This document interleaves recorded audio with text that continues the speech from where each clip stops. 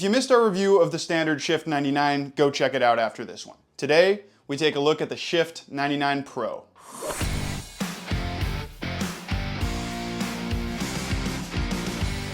Hey everybody, it's Luca from Rackets and Runners. When the Shift prototype was around, I'm not going to lie, I spent most of my time playtesting a customized version of the 300 and very little time with the 315, but that may very well have been a mistake because this is quite the racket. But before we get into any of that, we have to address the elephant in the room. We posted our spin rackets video last Saturday before the Wimbledon final, and let's just say I got a little bit overzealous about a potential Novak Djokovic rout. If you guessed this, then you are a true genius. Just kidding, it was about as obvious as predicting that Djokovic is going to win Wimbledon. So yeah, he lost, and you guys were quick to let me know that. Let's read some comments, shall we? Novak just lost Wimbledon, Carlos won, by the way.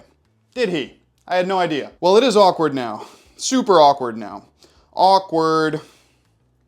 Yep. Great video. Do you think Alcaraz would ever consider switching to the Extreme MP to get more spin? That's really funny. I think Alcaraz is just fine though. After Wimbledon final result, how are you going to make us believe that you know what you're talking about? I really don't know. I think I just have to come to terms with the fact that I'm a racket reviewer and I should never, ever again bet against Carlos Alcaraz. Oh God, that got 13 likes. I really have lost all credibility. Look, to be honest, I think I'm still traumatized from the 2019 Wimbledon final. Ever since that match, I have this idea in my head that Novak Djokovic is just some superhuman alien that only loses tennis matches if he wants to. I think some of us can relate. But anyways, enough about that. I promise I'll try to make another outlandish prediction for the US Open, but back to the Shift 99 Pro. Much like with the standard 99, not much has changed coming from the prototype. It still weighs 315 grams, has a 99 square inch head size, 23.5 millimeter beam, and this extremely tight 18 by 20 string pattern. Now, I've strung a lot of rackets, and I think I can count on one hand the amount of times I've seen 10 holes in the throat, but that's what you got on the Shift Pro. It's one of the tightest string beds I've ever seen, which made it extremely annoying to string, but didn't affect its playability as much as you might expect. More on that in a second. I also just wanted to remind everyone that the Shift 99 Pro is available on our website, racketsandrunners.ca, and please remember to like the video, subscribe to the channel, follow me on Instagram, and let me know down in the comment section down below what you think of the Shift and what you want me to look at next. The only real major change here coming from the prototype is that there has been a slight boost in swing weight. A lot like with the standard Shift 99, the prototype 315s were kind of ridiculously off spec. Some came in as low as 315 strung swing weight, some as high as 335, but most around that mid 320s. They've boosted it to around 330 strung. The quality control still isn't perfect, Wilson, but it is much better. I tested 10 different rackets and they all came in within 7 points of each other. Also, like Wilson did with the 300 gram Shift, they also ever so slightly stiffened up that vertical bending spec. Now, obviously I hadn't spent much time with the 315, but from the little time that I had spent on it, the difference in feel is very minimal. If you don't know what I mean by the vertical bending spec, I covered it pretty in depth on the Shift 99 review, so go check that one out afterwards. But basically what Wilson has done here is laid up the graphite in a way where it's very stiff on the horizontal axis here, which is what we would consider traditional flex, but then very flexible on the vertical axis. It makes for an extremely unique sensation that I really haven't ever felt before, other than of course on the other Shift 99. But basically when you hit a spinny ground stroke, you can actually feel the graphite pocket the ball and spring it out with more spin than you would expect. Admittedly, it's a very difficult sensation to explain, but I've been doing a lot of thinking about it, and the best I've come up with is that normal rackets feel kind of like multi-filament strings when you're hitting with spin,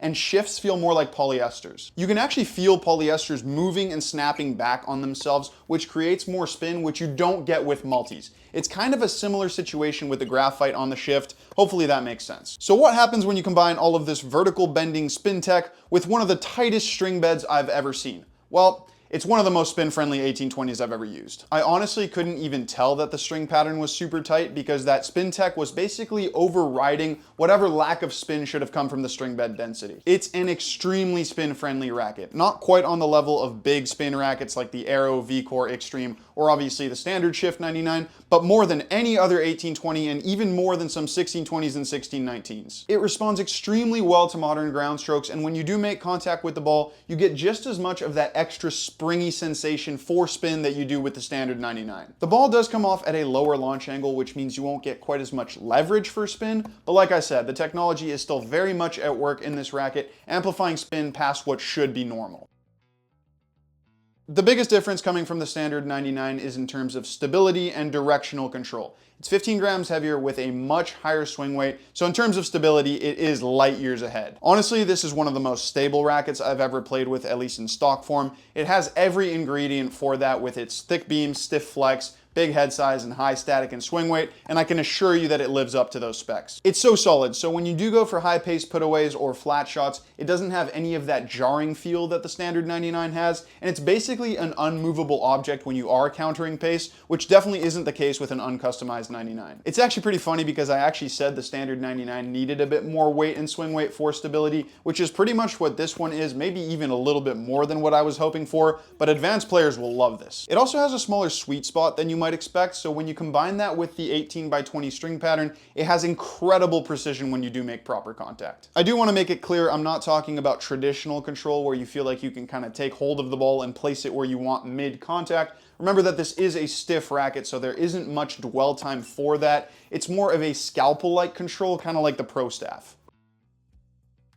One of the major benefits to using the Shift 99 Pro is that you get top-end playability from each of what I like to call the big three characteristics, those being power, spin, and control. Obviously, we've already covered spin and control, but this is also an absolute powerhouse. Kind of like with stability, it has everything you would want for power, especially that stiff flex and thick beam. So when you get a hold of the ball in the sweet spot, you can absolutely launch it. Here's the catch. It's a tough racket to use. It's super heavy and you can definitely feel a lot of that weight in the head, so it takes a lot to swing it well, and when you don't swing it well, it can be very punishing. It was definitely a lot of racket for me, and it might not be super obvious in the clips, but there were times when I started really arming at the ball because it was just so tough for me to bring through contact. When I did get lazy like that, the ball didn't just miraculously pop off perfectly. It usually went flying or I mishit, and that got pretty frustrating. You do definitely have to be on top of your game with the 99 Pro. Otherwise, that combination of a hefty weight, small sweet spot, and very tight string bed will definitely take its toll. But when you are playing well, it's an incredible racket. Okay, when I reviewed the 99, I didn't really talk about comfort, and that was a mistake because the Shift's comfort characteristic is very unique and definitely won't work for everyone. Traditionally speaking, it's a very stiff racket, and yes, the extra bit of weight on the Pro is going to help make it a little bit more comfortable than the standard 99, but I have to admit that after enough flat hitting, I definitely started to feel some wrist and elbow fatigue. It's pretty obvious that Wilson actively tried to make it more comfortable than that 68 RA would suggest, because when you are hitting flat, it does have a pretty muted and dampened feel to it, but I'd still say it's not nearly sufficient to call it a comfortable racket. That being said, when you are hitting with spin and engaging that vertical flex, it's actually pretty comfortable. It's not a pillow like the Clash, but you do feel it flex quite a bit more than when you are hitting flat. I'm going to go back to the poly versus multi example here for a second. Polys are much stiffer, yes, but when you do get them moving when you are hitting with spin, that snapback sensation takes away from a bit of their stiffness. It really is a similar feel with the Shift. Stiff, muted, and a bit jarring when you are hitting flat, but then has this really addictive feel and even comfortable sensation when you're hitting with spin.